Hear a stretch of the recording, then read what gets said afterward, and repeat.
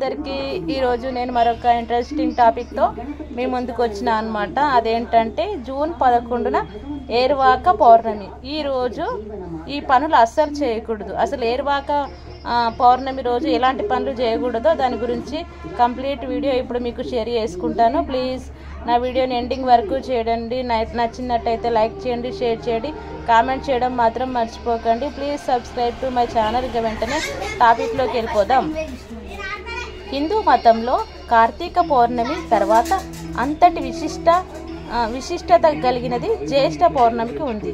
ఈ ఏడాది జ్యేష్ఠ పౌర్ణమి జూన్ 11న జరుపుకుంటాం. ఆ రోజున రైతులు విశ్వవసునామ సంవత్సరానికి సంబంధించిన వ్యవసాయ పనులు ప్రారంభిస్తారు. ఆ రోజున కొన్ని ఆచారాలతో ముడిపడి ఉందని పండితులు చెబుతున్నారు. హిందూ పురాణాల ప్రకారం జ్యేష్ఠ పౌర్ణమి రోజు కొన్ని పనులు అస్సలు చేయకూడదని పండితులు చెబుతున్నారు. ఇప్పుడు వాటి గురించి తెలుసుకుందాం. విష్ణు పురాణంలో ఏరువాక పౌర్ణిమను సీతాయజ్ఞంగా వివరించారు. సీత అంటే నాగలి అని అర్థం. వప్ప మంగళ దివసం, బీజవాపస మంగళ దివసం, వాహన పుణ్యాహ మంగళం, కర్షణ పుణ్యాహ మంగళం అని పేర్లతో ఈ పండుగను ఘనంగా జరుపుకుంటారు. శుద్ధోదన మహారాజు ఆనాడు కపిలవస్తులో లాంఛనంగా ఈ ఏరువాకను ప్రారంభిస్తూ బంగారు నాగల్ని కర్షకులకు అందించినట్లు పండితులు చెబుతుంటారు. గోర్లు జుట్టు కత్తిరించడం. జ్యేష్ఠ పౌర్ణిమ రోజు జుట్టు గోళ్లను కత్తిరించకూడదు. పౌర్ణమి రోజున చంద్రుడు పూర్ణ చంద్రుడి రూపంలో కనిపిస్తాడు. మన పూర్వీకుల కాలం నుండి నేటి వరకు భూమిని భూదేవిగా కొలుస్తున్నాం. ఆ రోజున జుట్టును గోళ్లను భూమిపై పడేస్తే అశుభమని పండితులు చెబుతున్నారు. జ్యేష్ఠ పౌర్ణిమ రోజు సాత్వికమైన ఆహారాన్ని తినాలి. కుల దైవాన్ని భూమాతకు ప్రత్యేకంగా పూజలు జరపాలి. మాంసాహారానికి మద్యానికి దూరంగా ఉండాలి. జూన్ 11, 2025న ఎలాంటి మాంసాహారం తినకూడదని పండితులు చెబుతున్నారు. అలాగే మద్యం కూడా తాగకూడదు. ఆ రోజు భూమాతకు ప్రత్యేకమైన రోజు. జంతువులను కోసేటప్పుడు భూమిపై రక్తం పడుతుంది. అలా పడితే భూదేవికి కోపం వచ్చి పంటలు సరిగా పండవని శాస్త్రాలు చెబుతున్నాయి. మద్యం సేవించడం వలన ఆత్మశుద్ధికి విఘాతం కలుగుతుంది. అంతేకాదు, మాంసం తిన్నా మద్యం తాగినా చాలా మందికి కోపం పెరుగుతుంది. ఆవేశంలో ఇతరులకు హాని కలగజేసే అవకాశం ఉంది.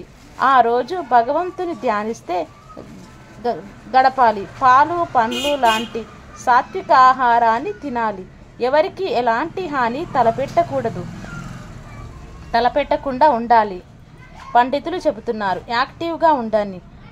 ఈజీగా సోమరితనంగా ఉండవద్దు. ఆ రోజు విందు వినోదాలకు దూరంగా ఉండండి. దేవాలయాలు సందర్శించండి. ఉత్సాహంగా ఆధ్యాత్మిక కార్యక్రమాల్లో పాల్గొనండి. జ్యేష్ఠ పౌర్ణమి ఒక అద్భుతమైన అవకాశాన్ని అందిస్తుంది. ఆ రోజు చేయాలనుకున్న పనిని వాయిదా వేయకుండా చేయండి. నలుపు రంగు దుస్తులు వద్దు. హిందూ పురాణాల ప్రకారం నలుపు రంగును అశుభ కార్యక్రమాలకు వాడతారు. జ్యేష్ఠ పౌర్ణమి వంటి పవిత్ర దినాల్లో సాధ్యమైనంత వరకు వాడవద్దు. బ్లాక్ కలర్ ప్రతికూల శక్తులను కలగజేస్తుంది. గులాబీ, పసుపు, ఆకుపచ్చ రంగులను వాడండి. ప్రత్యేకించి రంగులను వాడితే అమ్మవారి అనుగ్రహం కలుగుతుందని పండితులు చెబుతున్నారు. తులసి ఆకులను కోయవద్దు. పవిత్ర తులసి ఆకులను ఆదివారాలు లేదా పౌర్ణమ లేదా ఏకాదశి వంటి పవిత్ర దినాలలో కోయకూడదు. తులసి చెట్టు లక్ష్మీదేవితో సమానం. ఆ రోజు తులసి చెట్టును అంటుకుంటే విష్ణుమూర్తికి కోపం వస్తుంది. అందుకే ఆ రోజు తులసి ఆకులను కోయకూడదని పండితులు చెబుతున్నారు. ఇదండి జ్యేష్ఠ పౌర్ణిమ, ఏరువాక పౌర్ణమ విశిష్టత. నేను చెప్పినట్టుగా వీటన్నిటిని ఆచరించండి. శ్రీ మహావిష్ణువు, శ్రీ మహాలక్ష్మి ప్రీతి కలిగించే విధంగా అన్ని విధాలుగా ఆచరించి ఆ శ్రీమన్నారాయణని సంపూర్ణ అనుగ్రహం